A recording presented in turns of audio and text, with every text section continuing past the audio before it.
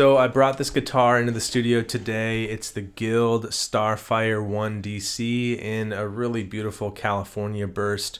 They sent this guitar over about a year ago or so when they announced and released this specific finish.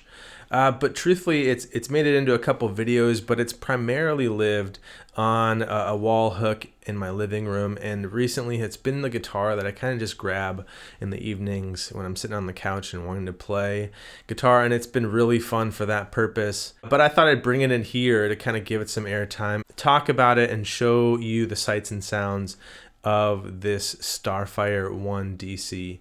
The Starfire line dates back to the 60s. It's kind of one of the most recognizable Guild electric models. It obviously kind of has some similarities to like a 335 or a similar Gibson archtop like that, but it's got its own unique character and voice and kind of texture and feel as well. So we're going to go through some of the specs and the details on this guitar, and then you'll get to hear it in some sound samples at the end. And I'll just kind of address this at the top here. I have a really great working relationship with Guild and the folks over there. They're now owned by Yamaha Guitar Group, and I think that they're doing some really cool things in terms of this sort of approachable range of electric and acoustic guitars.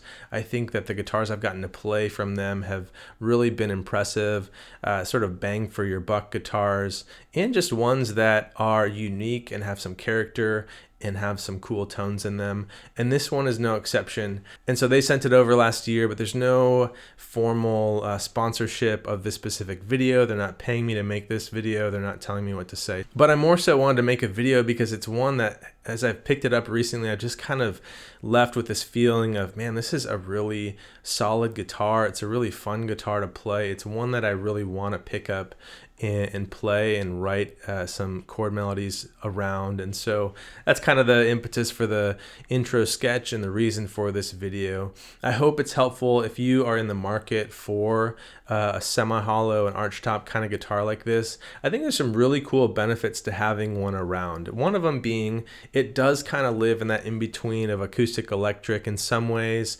and it can really kind of be one of those guitars you pick up and play in the evenings on your couch without having to plug in your rig or your pedals or whatever. I think there's an airiness and kind of a life and a breath that comes with these style guitars that is really fun and I think really useful in different contexts to have in the arsenal. But you might not be someone who wants to spend $2,500 on a 335, or perhaps you just want something that has a little bit different of a flavor or texture, a little more versatility. You get some fun features in this guitar that we'll talk about later, and I think they're beautiful looking and really well playing guitars as well. So again, this is the Starfire I DC for double cutaway. They have some single cutaway model Starfires. There's a bit of a variety of different models and specs for the Starfire line, and they kind of have models in different price points too. So if you get into one of these and you really love it, you can kind of climb the ladder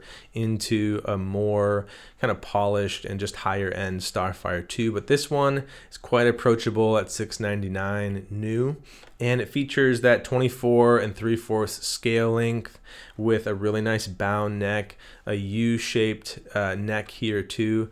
You have an all mahogany top, back, and sides body that's got a center block along with its semi-hollow construction. So you get some nice resonance, you get some nice kind of note bloom, and again that kind of swirly airiness that you get from the F-holes here. And the Guild vibrato tailpiece. They've done a really nice job, I think, kind of recreating these tailpieces on this guitar and on the Surfliner Deluxe.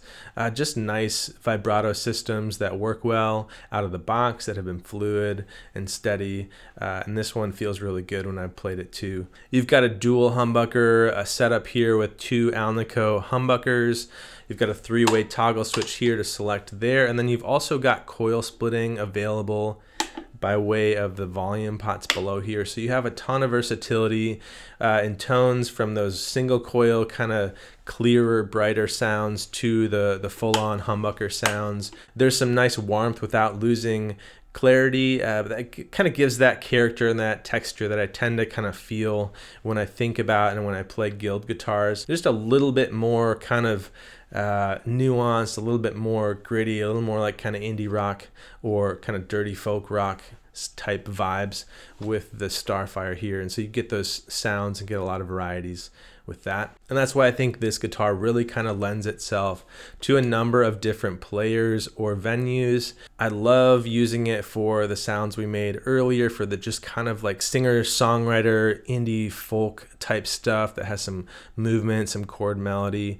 It's cool for the rich kind of raspy overdriven thing too, for indie rock or for folk rock type stuff. And so from a company like Guild, who has kind of a history that dates back to some of those earlier eras of guitar, they've really done a nice job to pull some of that vintage inspiration, package it in a guitar that's both approachable and also kind of modernized with some of the, the coil splitting and other features that you can do with this guitar. So I think it's a really, really nicely done model. I love the finish on this guitar. I think the California burst is just one of the most tasteful sunburst applications that you can find, and it kind of scratches the itch for me of having the natural wood grain that kind of shines through too. So I've been really impressed with this guitar, and I want you to hear it. We're going to go through some sound samples here from clean to dirty, and sort of flex some of those pickup positions and combinations too. I'm going to be using it in the rig you heard in the intro sketch. So we're running a small pedal board here in front of a matchless 3015 amp. We've got a 29 pedals Una, Origin Effects compressor onto Brown amplification Carbon X for some overdrive, then onto a Strymon Brigadier for some analog flavored delay, and then the Strymon Big Sky for just a little bit of room reverb. Check it out.